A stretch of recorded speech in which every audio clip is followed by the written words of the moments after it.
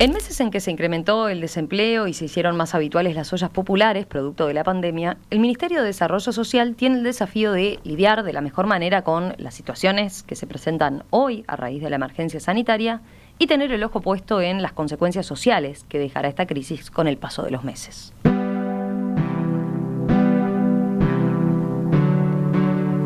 Las medidas dispuestas por el MIDES para atender a la población más vulnerable obligaron a postergar algunos de los planes que tenía esta cartera para cambiar la impronta de lo que habían sido 15 años de gobierno frente amplista.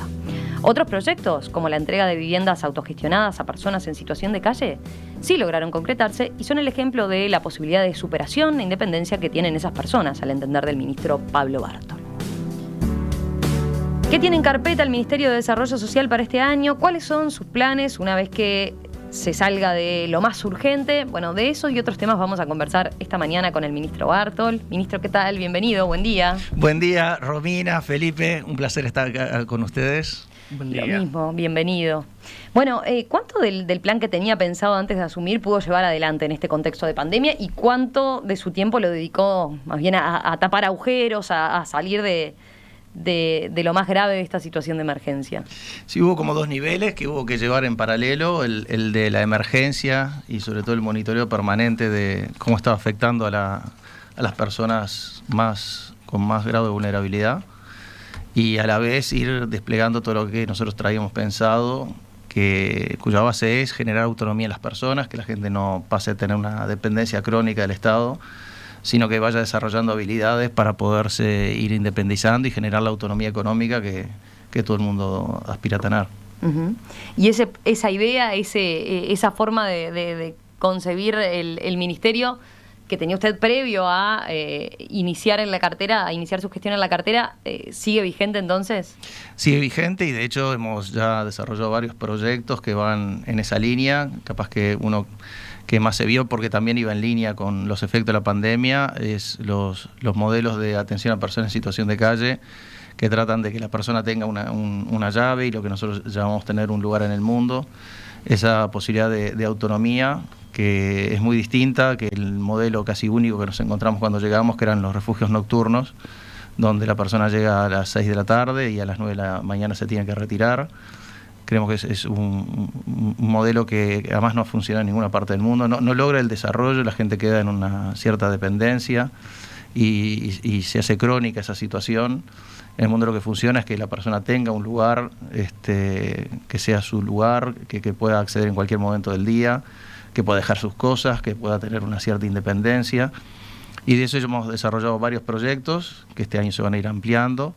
Y tal vez el que más visibilidad ha tenido es el que instalamos en el Instituto Artigas, en la calle Maldonado, donde hay 24 módulos. En el barrio Bella Italia, ¿no? En el barrio Bella Italia, en cada módulo viven 2 personas, tienen un baño. Y luego sí hay zonas comunes para cocinar, de comedor y también de lavadero. Pero cada uno se hace cargo de sus cosas, que es lo que en el refugio no pasa. Tú te sentaste sin un plato de comida ya elaborado. Ahí se le entrega la llave a la persona, como usted decía, ¿no? Tal cual. Es por esos 2 años, ¿no? Que es sí, el plazo que se le da, es de alguna forma propietaria, tiene lo suyo, su lugar. Exactamente, y eso es lo que hemos visto en estos meses de funcionamiento, cómo va apuntando a las personas a conseguirse un trabajo, a pararse distinto ante la vida, el poder recibir una visita, que en el modelo refugio es que, llegas a esa situación también porque estás en situación de calle, porque has perdido un poco las redes de contención que tenías, de amistad, de vecinos, de familia, y quedaste en ese estado de soledad. Pero aquí lo que te damos es una comunidad que te va a contener, pero también tu independencia. Nosotros entendemos que los refugios de a 30 personas no generan sentido ni de pertenencia, ni de comunidad, ni hay un espíritu de ayuda mutua, porque son mucha gente conviviendo. La convivencia es muy difícil de a 30. Gente que ni se conoce muchas veces, ¿no? Tal cual. Este año, en el 2020, en un momento que un refugio tuvo un caso de COVID y hubo que llevar en cuarentena, y la organización que llevaba el refugio no podía seguir atendiéndolos porque también tenían que irse en cuarentena, no tenían equipo sustituto. Los llevamos a otro lugar donde estuvieron 10 días viviendo todos juntos. Me acuerdo, los fui a visitar y me decían, bueno, nos cambió la vida esto porque ahora sí nos conocemos. Es increíble, algunos llevamos años en el mismo refugio y sin embargo nos damos cuenta ahora que vivimos 10 días seguidos todo el día, recién ahora nos empezamos a conocer. Y entonces el refugio nocturno, eso es lo que genera una despersonalización, vengo a lo mío aquí a conseguir una cama, un plato de comida y ya está, pero además me hacen todo. Y hay una mayor hostilidad también en los refugios a veces, ¿no? Esa cuestión de no querer ir porque les roban las cosas, etcétera. Y es distinto entonces cuando tienen su propio lugar. Exactamente, y cuando compartís el baño solo con otra persona y no con 30 personas. Realmente va generando un dónde pararte, digamos. Este tema de eso que te decía, el poder recibir visitas, el tener una dirección, un lugar donde te envíen algo, un lugar de referencia, y eso tenés la tranquilidad que va a ser tu lugar. Pero también el compartir las zonas comunes de alimentación, se cocinan de a varios, comparten eso también. La semana pasada estuve de visita y me contaba una de las educadoras que fin de año lo pasaron muy bien, que cocinaron pizzas entre todos, que pasaron bárbaro, que cantaron hasta tarde, que realmente es otra cosa, digamos, este modelo. Y eso, en definitiva, es una punta de lo que vamos haciendo, que va en este sentido, que es un doble sentido: generar autonomía en la persona, pero también darnos cuenta que lo que te saca adelante es una comunidad, lo que te saca adelante es un grupo de personas. Insistir en modelos en que vayas solo a darte una ayuda a ti individualmente y que esperes que esa persona entonces ahí a partir de eso sola vaya a salir adelante es muy difícil. Hay una especie también de acompañamiento de técnicos del MIDES, ¿no? Recuerdo cuando se dio la inauguración en el barrio Bella Italia, en ese momento estuvimos aquí en Perspectiva conversando con Fernanda Aguasberg, la directora nacional de vulnerabilidad del MIDES, y ella señalaba eso también, ¿no? Hay una ayuda, un acompañamiento, ir monitoreando si, por ejemplo, si la persona se siente bien, se siente a gusto con quien le toca convivir, ¿no? Por más que sea una persona, también se elige muy bien quiénes van a ser compañeros de esa vivienda, ¿verdad? Es eso, tratar de que con quien tengas que vivir tenga una cierta afinidad contigo, la típica cosa, ciertos gustos o cierta edad, ciertas cosas que te hagan que con otro realmente sea más fácil convivir y te apuntale a salir adelante. La convivencia en todo ámbito es una cosa complicada, y entonces cuanto más lo facilitemos y más lo hagamos de una manera razonable, mejor. Por eso este año además todos los refugios los vamos a pasar de que sean de 30 personas a 20 personas. Todavía no es el ideal, pero es mucho mejor, hay más chance de generar sentido de comunidad en 20 personas que en 30. ¿Y qué implica eso? ¿Que van a tener que abrir más refugios? Más refugios, pero cada uno con menos personas. ¿Pero se van a abrir más? Se van a abrir más. ¿Cuántos más, perdón? Para empezar 15 y después esperamos abrir. También queremos ampliar el sistema de alquileres subsidiados, digamos, que el convenio que tenemos con la Agencia Nacional de Vivienda, que ya hemos entregado 7 casas, en lo mismo de a 2, de a 3 personas, y este año pensamos ampliar esa cobertura y llevarlo por lo menos a 100 personas que también se incorporen a esa modalidad, que va en el mismo sentido, que cuando tú das un lugar donde la persona tenga cierta autonomía, las demás dificultades que tiene en su vida son más fáciles de arreglar que si está viviendo como un nómade en un refugio, de día tiene que deambular, tenga fiebre o no, esté lloviendo o haya tormenta.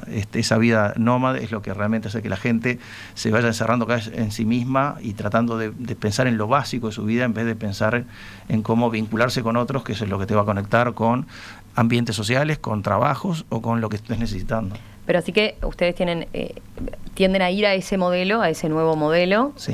más de un trato más personal, digamos, pero no reniegan todavía del otro. La realidad implica que van a tener que abrir entonces más refugios de los convencionales. Sí, pero al tener 20 personas en vez de 30, realmente estima que se va a generar otra cosa. Hay una mejora sustancial. Por eso digo, no es el ideal es lo otro que estamos construyendo también. Pero de momento es una transición que vamos a hacer en estos años y el primer paso es, bueno, por lo menos reduzcamos la cantidad de personas que tienen que convivir juntas. De lo que es la población en situación de calle, ¿cuántas personas podrían llegar entonces a tener este otro mecanismo, el más novedoso, el de viviendas de alquiler o en el de viviendas compartidas, ¿verdad? Nosotros aspiramos que al término de nuestra administración el 60% de las personas ya estén viviendo en estos nuevos formatos. Hoy ya está el 30%, mínimo el 60% tiene que estar viviendo al final. ¿30% ya se alcanzó? Sí, perdón, te incluyo ahí como nuevo formato los que estaban en refugio nocturno y pasaron a 24 horas aunque son refugios capaz que de 22, 24 personas, pero por lo menos están 24 horas, son sobre todo las personas mayores y aquellos que tenían enfermedades crónicas o inmunodeprimidos, que eran los más expuestos a los problemas sanitarios de la pandemia. Con ellos en muchos casos se utilizaron la instalación de hoteles. Sí, es un hotel en realidad. Un hotel. El que en su momento hubo más, pero ahora hay un hotel. El resto se fueron instalando distintos centros, y lo que buscaba era eso, dar una protección efectiva de 24 horas, pero insisto, ahí se concentraron sobre todo las personas mayores que necesitaban una mayor protección. Uh-huh. Volviendo al tema del modelo que señalaba usted de las viviendas autogestionadas, con ese acompañamiento, esas viviendas autogestionadas por un máximo de 2 años, veíamos en una columna que escribió en La Diaria el exdirector de Evaluación y Monitoreado del MIDES, Juan Pablo Labat, sostuvo cuando se hizo la entrega de esas casas que, decía él, estamos asistiendo a un mecanismo de limpieza urbana que saca a la gente de las zonas centrales de la ciudad, sobre las que se ejerce la vigilancia la vigilancia política del problema, y la sitúa en un lugar alejado de dichas zonas. Se limpia el centro llevando gente lejos, dejándola a entre 8 y 10 kilómetros de su hábitat, sin plata para el boleto de retorno, sin que nadie conozca mucho los detalles del asunto. ¿Qué responde o cómo ve este tipo de planteos que se hacen cuando se analiza ese modelo que usted dice, bueno, es al que vamos, es al que consideramos exitoso? Yo creo que ahí se refería más bien a un dispositivo que tuvimos transitorio durante el invierno, que era en la calle de Veracierto, que fue algo que se hizo, como te digo, transitorio durante el invierno. Fue una manera de responder rápidamente a una alta demanda que tuvimos de personas en situación de calle, que producto un poco de la crisis económica que venía de la pandemia, gente que se pagaba la pensión y ya dejaba de poderse pagar la pensión. Hubo que responder de una manera rápida con muchos lugares y se respondió con eso, pero fue eso, una respuesta transitoria y de emergencia. Uh-huh. ¿No tiene que ver con las casas en Bella Italia? No. Él se refería sobre todo al dispositivo de Veracierto. Que fue eso, de emergencia, ¿y cómo se solucionó después? Transitorio, se fueron llevando a otros refugios cuando se fue consiguiendo más capacidad en otro tipo de sistemas. Y con lo de Bella Italia, no, usted entiende que eso, este análisis que él hacía no aplica, digamos, a... No es que se vacíe la ciudad, que se vacíe el centro, que se los margine en otro lado donde no se ve, donde están menos visibles.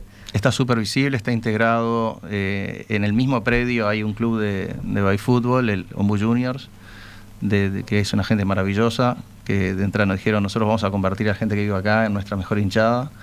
También está el Instituto de Ciegos Artigas, que eso era el predio, que es otro dispositivo del Ministerio para personas con discapacidad visual. Es un lugar plenamente integrado con el barrio, no aplica en absoluto esas ideas a ese lugar que, como te digo, hay gente que va, que los visita. Es ir y conocer, visitar, es un lugar abierto, plenamente integrado. La gente... es ir y hablar. Ayer le llevamos me pidieron en la semana pasada unas palas y una asada para hacer una huerta. Ayer ya se le entregaron, así que hoy ya estarán empezando a hacer la huerta. Hay un espíritu de superación enorme en la gente que está viviendo ahí, que cada vez quiere dejar las cosas mejor, tener el mejor lugar del mundo donde convivir, y la verdad que no aplica en absoluto. Teníamos anotado ya y lo dejamos de vuelta pendiente, pero a concretar próximamente el hacer un programa desde ahí, desde concretamente desde Bella Italia, desde estas casas en particular, para ver in situ, ¿no?, lo que es la situación y poder charlar con los propios beneficiarios de este plan, ¿no? Sería lo mejor, porque cuando uno conoce la realidad de cerca, todo ese tipo de conceptos a veces se dicen a la distancia y sin conocer, sin haber pisado el lugar, realmente se desarman cuando tú vas, conoces, hablas con las personas y te cuentan su historia. El domingo el diario El País publicó una entrevista que le hizo a usted, y allí usted volvió a señalar que se encuentra con gente que no tiene el deseo de salir, que dijo, es central que la persona tiene que tener el deseo de salir. Si no lo tiene, todo se hace mucho más difícil. Contra esto es que luchan los empleados que trabajan en los refugios, contra que hay personas que aún no quieren. Esto fue lo que dijo entonces en el diario El País. ¿Qué quiso decir con eso? ¿Qué es lo que lleva a la gente a no querer salir? La pregunta concreta venía por el lado de las adicciones. La entrevista es un poco más larga que luego la que sale, pero de lo que veníamos hablando y la pregunta concreta a la que yo respondo es un tema de adicciones que generan este grado de vulnerabilidad. En la encuesta última que hicimos de personas en situación de calle, más de la mitad de las personas tienen adicciones, y es parte del problema. Y entonces en la entrevista... Alcohol y drogas. Alcohol y drogas. Y veníamos hablando de eso, y ahí es donde el periodista venía preguntando, y por casos concretos, de personas que toman alcohol puro, y entonces ahí fue que le dije que efectivamente hay gente que todavía no logra superar eso y no quiere dejarlo, no quiere dejar las drogas, no quiere dejar el alcohol. Entonces me decía, ¿cómo lo vas a ayudar? Decía que esas es justamente las personas que más dificultad tenemos, porque si la persona no tiene el deseo de dejar sus adicciones, esas adicciones le condicionan muchas de sus posibilidades de salida de esa situación.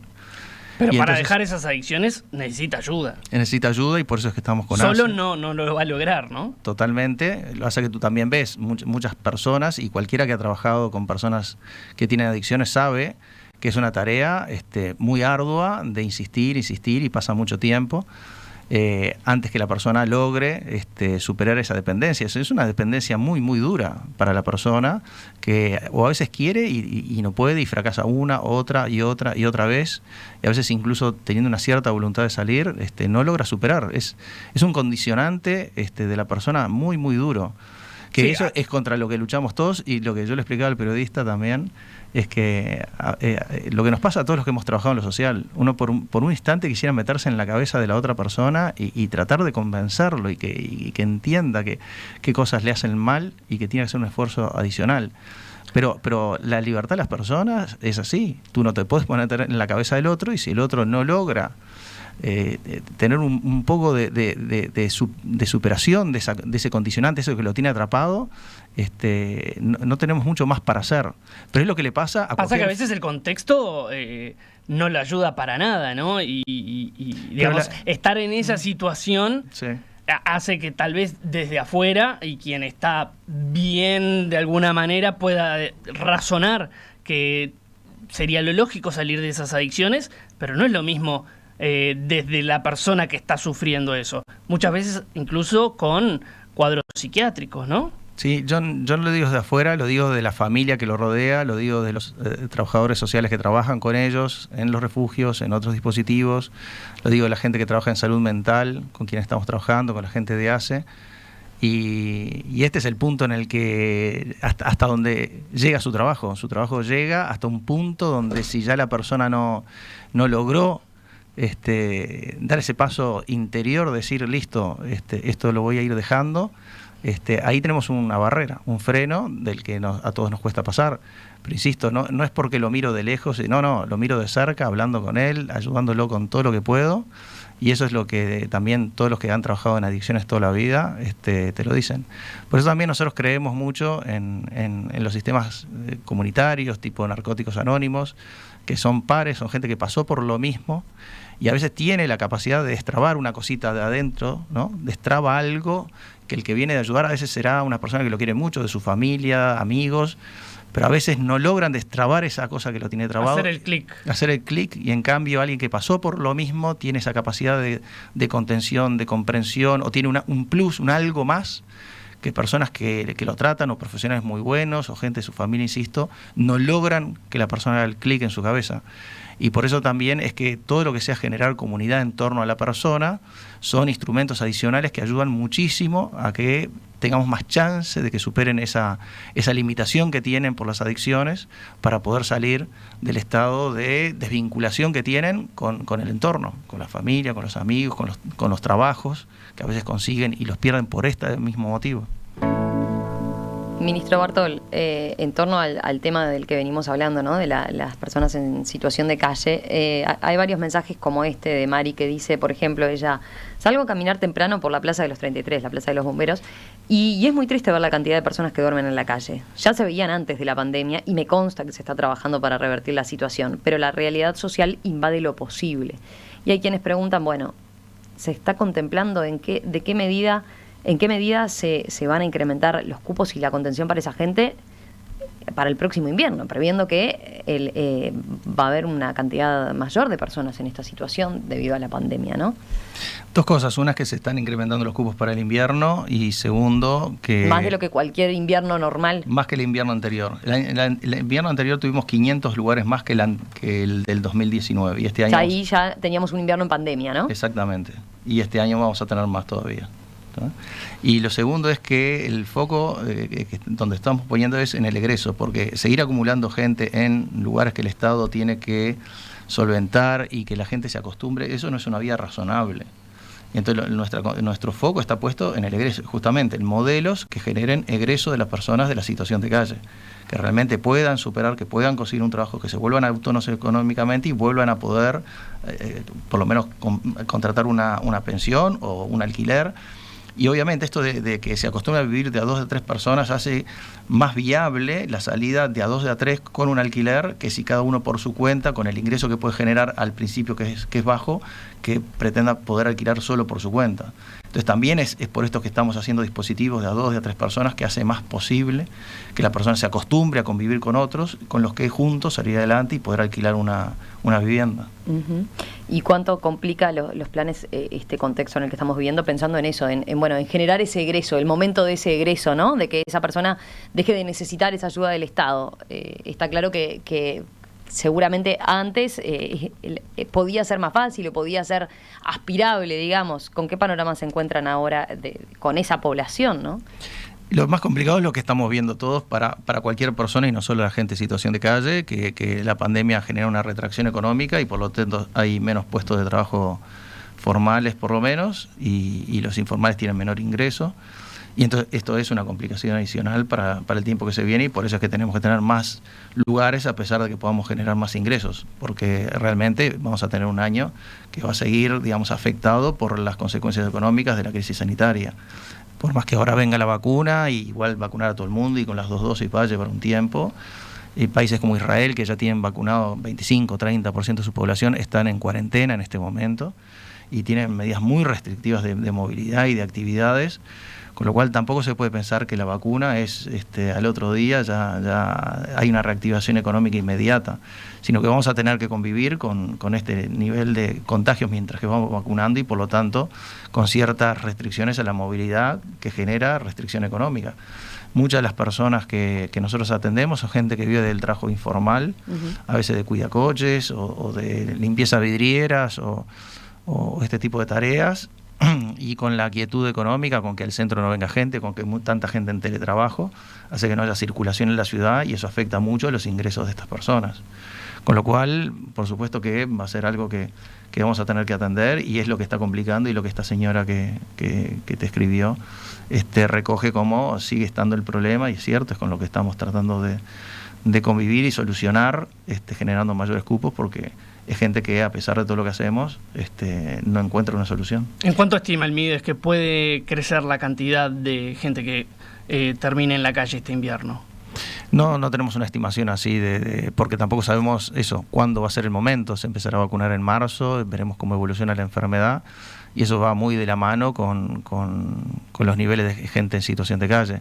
Lo que siempre hemos dicho es que nosotros continuamente con la Ministeria de Economía vamos monitoreando la situación y vamos viendo qué medidas adicionales se están necesitando para atender tanto el alimenticio como el tema de los refugios y así es como se van estableciendo las medidas y hasta dónde podemos seguir atendiendo a las personas que tienen estas necesidades. Le propongo hacemos una breve pausa y enseguida continuamos conversando a propósito de esto de las otras prestaciones sociales concretamente con el ministro Pablo Bartol del Ministerio de Desarrollo Social. La gestión en el Ministerio de Desarrollo Social ha sido particularmente desafiante en un año de pandemia y ha trastocado algunos planes de las autoridades que pretendían imprimirle una nueva impronta a esta Secretaría de Estado. ¿Qué evaluación se hace desde el MIDES de este casi primer año de administración? ¿Qué planes hay para 2021? ¿Cómo se ve el mediano y largo plazo desde el punto de vista social? Bueno, de eso estamos conversando esta mañana aquí en Perspectiva con el ministro de Desarrollo Social, Pablo Bartol. Felipe, ¿te parece si hablamos de las prestaciones sociales? Dale, vayamos a las prestaciones sociales entonces. Porque bueno, desde abril hubo 5 duplicaciones de las transferencias monetarias que realiza el MIDES a través de las asignaciones familiares, el plan de equidad, la tarjeta de Uruguay Social. ¿De cuántos hogares estamos hablando? Estamos hablando, en el caso de las asignaciones familiares, 192.000 hogares, donde viven unas 800.000 personas. Y en el caso de la tarjeta Uruguay Social son 88.000 hogares. Prácticamente la gran mayoría tiene a su vez la asignación familiar, así que coincide con ese... Está bastante solapado. Hay una doble prestación. Prestación, exactamente. O sea que 800.000 personas en unos 190.000 hogares serían hogares de 4 personas y poquito. ¿De cuánto es la prestación promedio? La prestación, la que es distinta en el caso de la tarjeta Uruguay Social y la asignación familiar. Nosotros hicimos ahora un relevamiento que a partir de febrero, para tener una idea, ¿no? Una persona que solo tiene asignación familiar, eso habla de un grado de... es un trabajador informal que tiene hijos a cargo. Si tiene un hijo a cargo, ahora en febrero, con el 50% adicional de la duplicación que se hace por enero y febrero, está recibiendo 3.258 pesos cuando tiene un solo hijo. Y si uno piensa en la otra punta, una familia, una madre que tiene 4 hijos a cargo, que tiene un grado de vulnerabilidad que hace que tenga una tarjeta Uruguay Social, pero además de monto doble, por el grado de dificultad que tiene, está recibiendo 16.416 pesos. ¿Cuánto, perdón? Promedio, 16.416 pesos. Esto depende si los hijos o 4 hijos están en primaria o en secundaria, porque la asignación familiar, el monto es distinto según otro. Y esto es por lo tanto es un promedio. La sumatoria de la tarjeta Uruguay Social y las asignaciones familiares. Y con el refuerzo que estamos dando ahora en febrero también. Eso te diría que son como los dos extremos de grado de asistencia social. Un solo hijo, solo asignación familiar, 4 hijos, y si tuviera más hijos todavía va subiendo porque es en función de los hijos, pero para tomar una referencia, 4 hijos con tarjeta Uruguay Social doble, ese es el monto, 16.416 pesos. ¿Qué les resuelve este dinero a estas familias? ¿Lo tienen estudiado el monto que otorga el MIDES? ¿Para cuánto le da? Lo que básicamente tratan de atender son las necesidades básicas de la familia. Después, obviamente, como es una transferencia, la familia lo usa en aquello que tenga más urgencia en general. En el caso de la tarjeta Uruguay Social, el último estudio que se hizo era cuando todavía se podía hacer un monitoreo de cómo gastaba la familia. El 80% más o menos lo destinaba a alimentación, más o menos promedios, ¿no? 15% higiene y productos de limpieza, y el resto era otro tipo de productos que compraba. Nosotros esperamos este año volver a hacer un monitoreo de cuáles son los gastos. Eso tecnológicamente en los últimos años no se pudo hacer, pero ahora estamos haciendo desarrollos para poder hacer un seguimiento, que es parte de lo que nosotros queremos que sea como un pacto de confianza con la ciudadanía, en que sepa que cuando estamos haciendo una transferencia es porque realmente la familia lo necesitó, que se está utilizando bien y por eso necesitamos hacer un monitoreo, y que se está apuntando al egreso y ir evaluando y monitoreando también que en qué medida esto está generando egreso del sistema. Esto es como algo que nosotros entendemos son los 3 elementos fundamentales para generar ese nuevo pacto de toda la ciudadanía que aporta los recursos para que se den estas transferencias, y entonces que sepan que se está haciendo de una manera adecuada. Por eso es que nosotros cuando llegamos había 16.000 pedidos de visita para otorgar la tarjeta que estaban atrasados. La pandemia obviamente nos bloqueó mucho la posibilidad de visitas a los hogares para hacer la evaluación, y eso se nos subió a 22.000.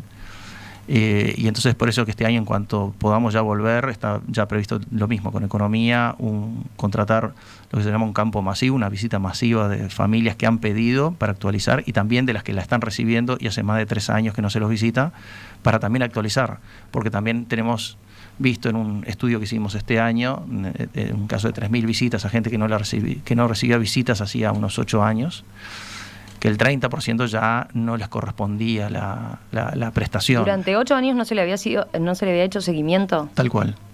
Y entonces, o sea, por se eso, le daba la prestación, pero no se sabía en qué condiciones estaba la familia, o cuáles eran, tampoco se contrastaban el nivel de ingresos por vía formal, por ejemplo, que podía tener. No, porque son personas que siguen teniendo un trabajo informal, o tal vez la madre lo tiene, tal vez su pareja lo tenga formal, pero la madre, que es la que tiene la prestación, sigue estando en el sector informal.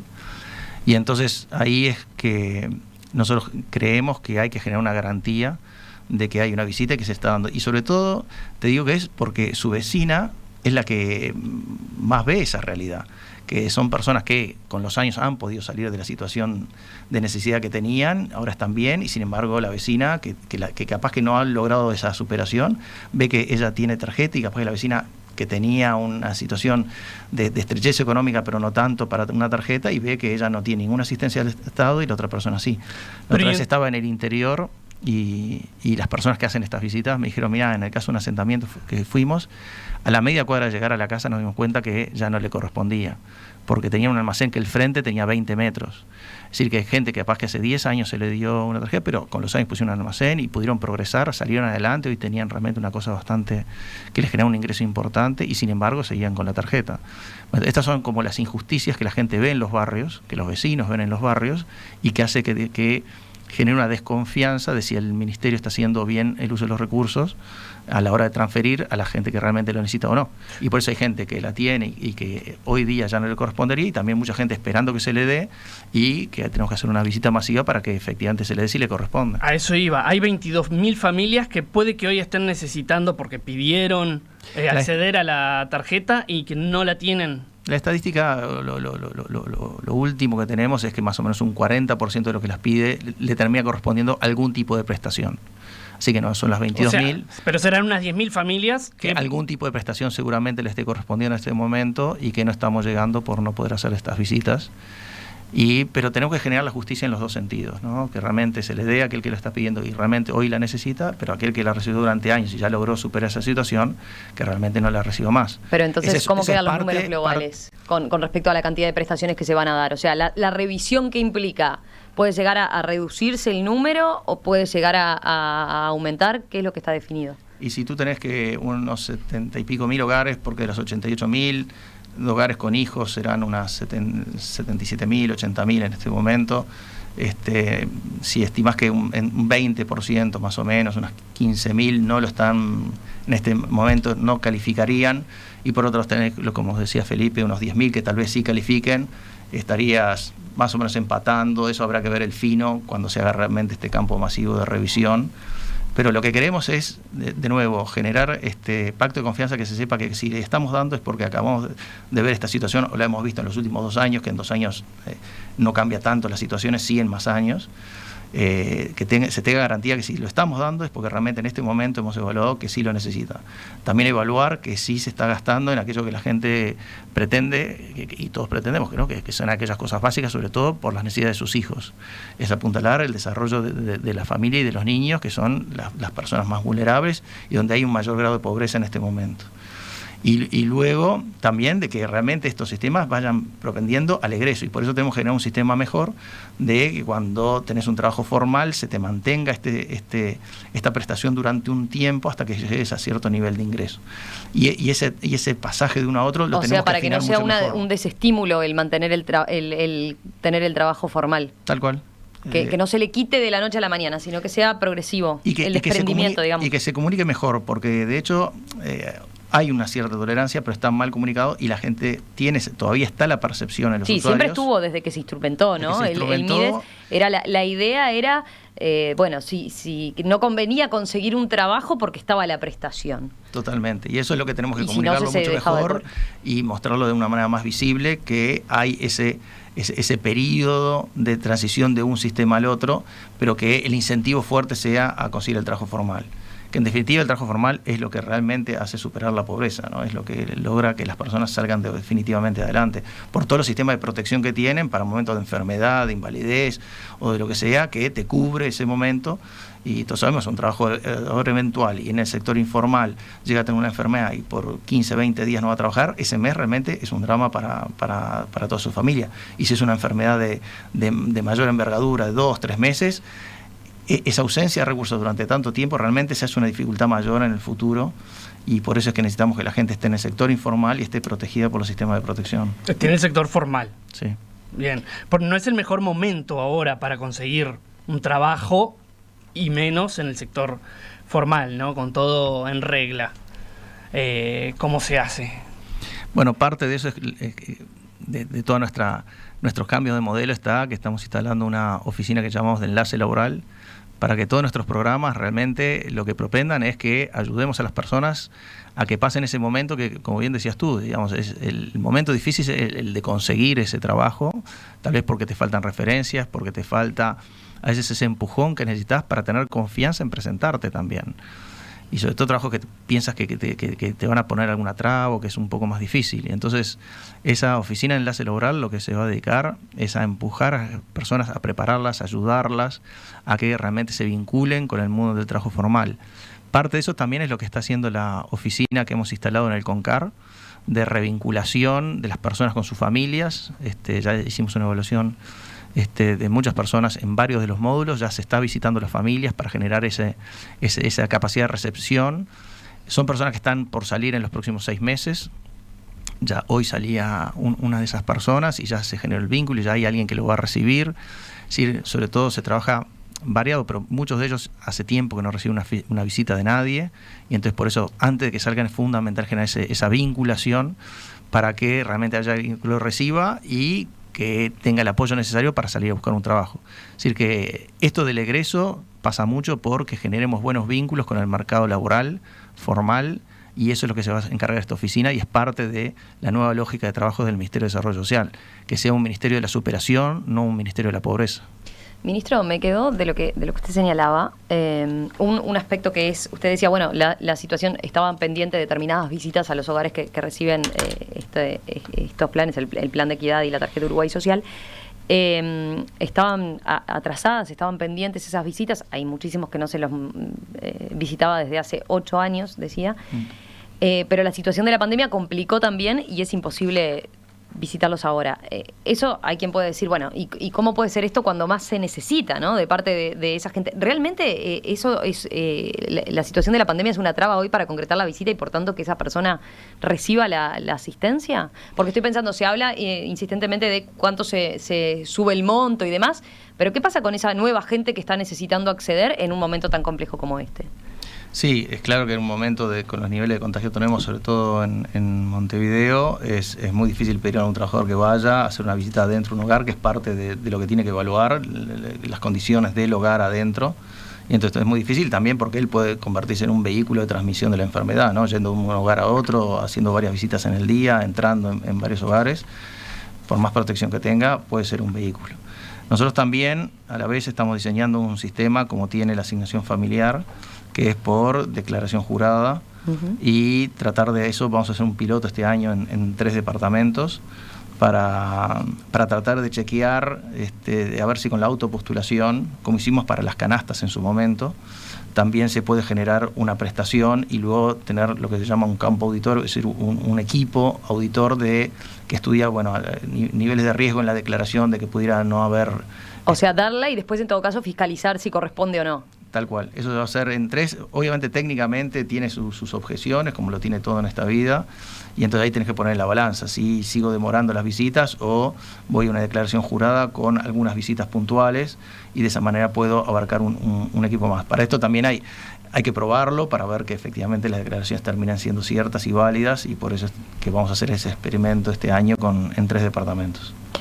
Ministro Baltor, con respecto a, yo le preguntaba en la tanda, ¿cómo se está llevando con la ministra de Economía, Susana Rubileche? Porque todos sabemos que hubo una tensión y una fuerte presión, sobre todo desde el lado de la oposición, por incrementar los recursos que se le da a la población más vulnerable. ¿Para usted es suficiente lo que ha logrado que se le otorgue a su cartera como tal?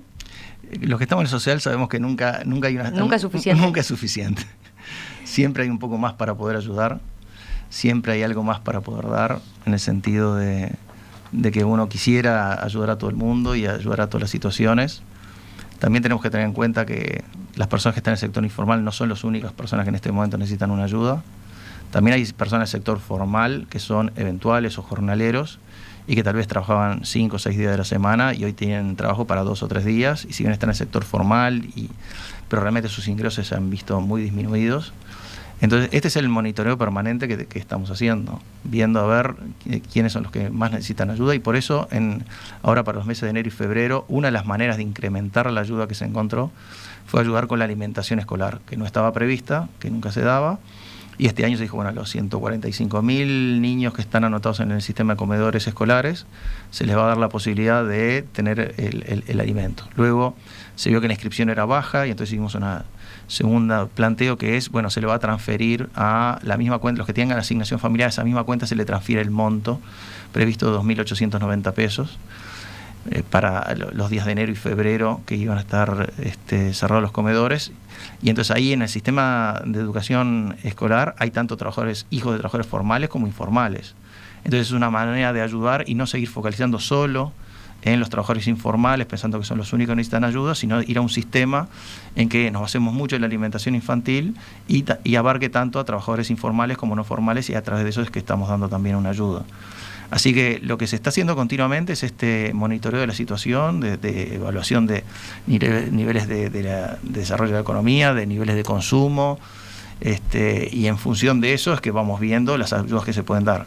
Lo que importa en esto es tener la prudencia para saber que esto puede ir para largo. Me acuerdo cuando surgió la pandemia, había voces de la oposición que decía que había que darle 13.000 pesos a 300.000 personas. Si eso lo hubiéramos hecho, tendríamos que seguirlo dando, porque no había ninguna condición en ese momento que fuera muy distinta a las que hay hoy. Y podríamos pensar que eso costaba $1.000 millones en un año, y tal vez vaya para más de un año. Entonces también uno tiene que ser... ahora desde el Frente Amplio lo que se señala es sobre todo ponerle un periodo acotado, ¿no? La bancada de senadores propuso pagar a los hogares ligados al trabajo por cuenta propia con coberturas parciales de la Seguridad Social un salario mínimo durante los primeros 4 meses de 2021, con la posibilidad de extenderlo 2 meses más hasta finalizar el primer semestre del año. Esa fue la última propuesta, concretamente atendiendo a esa situación, ¿no? A que, bueno, había que ponerle un plazo, digamos, para hacerlo más viable. ¿Cambian las condiciones para un instrumento de este tipo o ustedes lo siguen descartando? Nosotros pensamos que era la misma propuesta que se hizo en su momento, diciendo que solo iba a durar 3 meses, y ya vemos que vamos para el año y todavía ir para más largo.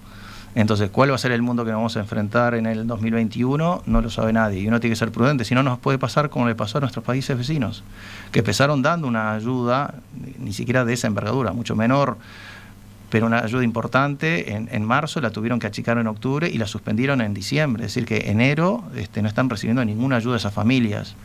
¿Por qué? Porque se les acabaron los recursos, porque llega un momento que los recursos son limitados y hay un momento que se acaban. Y en el momento de peor crisis, cuando nuestro país va atravesando su primera ola de contagio y estos países también están en un momento de alza, ellos suspenden y nosotros las incrementamos. La hemos incrementado a través de la alimentación escolar, y también la estamos aumentando a través de la ayuda a las ollas populares y a los merenderos, y a través de los convenios que estamos haciendo con las distintas intendencias para aumentar la cantidad de merenderos que dan un apoyo alimenticio a los niños.